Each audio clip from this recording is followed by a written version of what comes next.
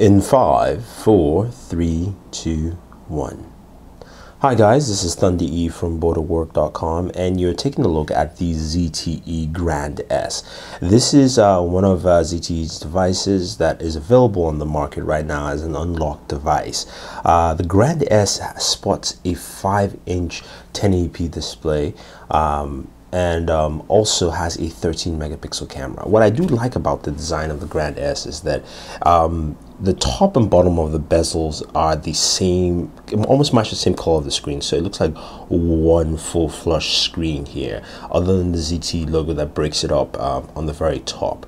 You do have a front-facing camera here. I believe this is a 2 megapixel front-facing camera. And if I flip it around to the back here, you can see the white finish on the back. So it's white, it says Grand S at the bottom, ZTE, and then it spots a 13 megapixel camera, excuse me, with LED flash. Now, it doesn't have a removable battery in this, it's got a 1700 milliamp battery. And you do have, of course, your volume rocker on the right side as your micro SD card expansion slot. And on the left, you do have a docking pin connectors and a full SIM card. Now, this is one of the things that I'm not too fond of on this device because no one uses full size SIMs anymore. Everyone uses micro SIMs or some nano SIMs out there. So I wish something that ZTE had changed before launch. Now, at the very top, you do have a your power button and your 3.5mm jack on here. So the ZTE Grand S retails for, you can get it for about $379 from Amazon, or also places like Best Buy actually sell the phone unlocked. So the cool thing about the ZTE Grand S is that you can buy it unlocked and you can use it on either AT&T or T-Mobile if you're in the US. So let's go ahead and just take a look at the interface inside here. So the Grand S interface has this, it's running Android 4.1.2, which is another bummer, and it has its own custom overlay on there. But the custom overlay they do have is pretty nice. You have some very nice controls in here. Let me just change the brightness here. So you have this custom overlay here with the scrolling wallpaper. And in terms of specs, this is powered by an Snapdragon S4 Pro processor. So it's a quad-core processor clocked at 1.5 gigahertz. You've got 2 gigs of RAM, and you've got 16 gigabytes of internal storage, of course, which you can expand in any way, shape, or form as you choose in here. ZTE has packed in a few additives, of course, in terms of applications here. You do have like the FM radio. You also have a music app, file manager.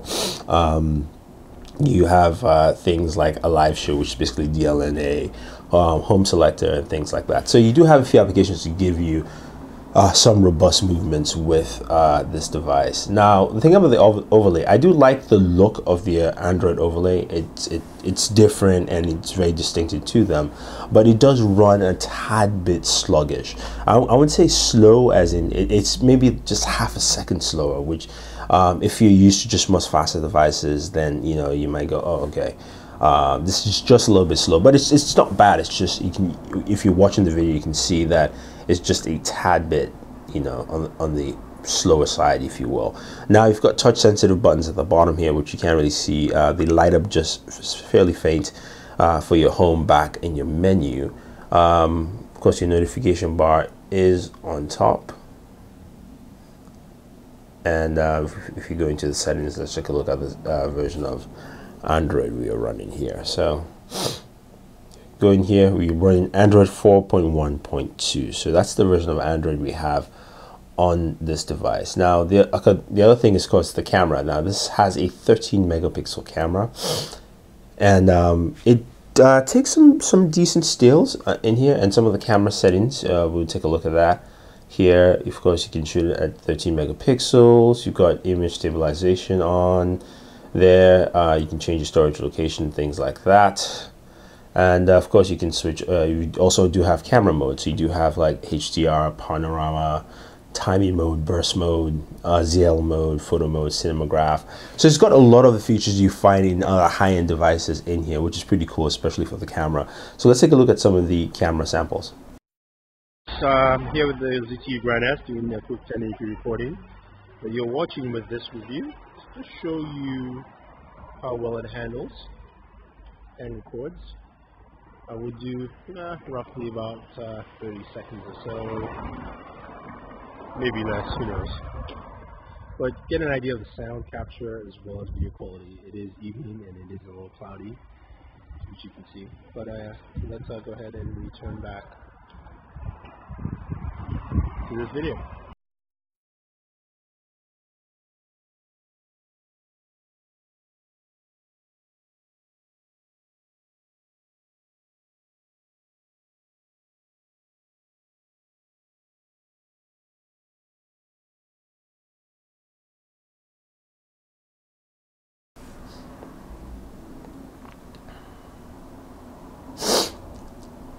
All right, so that has been the ZTE Grand S. Now, in terms of features, it packs quite a good number of features that you expect from a solid Android device. It is powered by an S4 Pro processor, so compared to other processors nowadays, you expect it to be a little bit more powerful, say having the Snapdragon 600 at the very least. But that's probably my only main gripe with this device. I liked it in terms of battery life. Battery life was decent.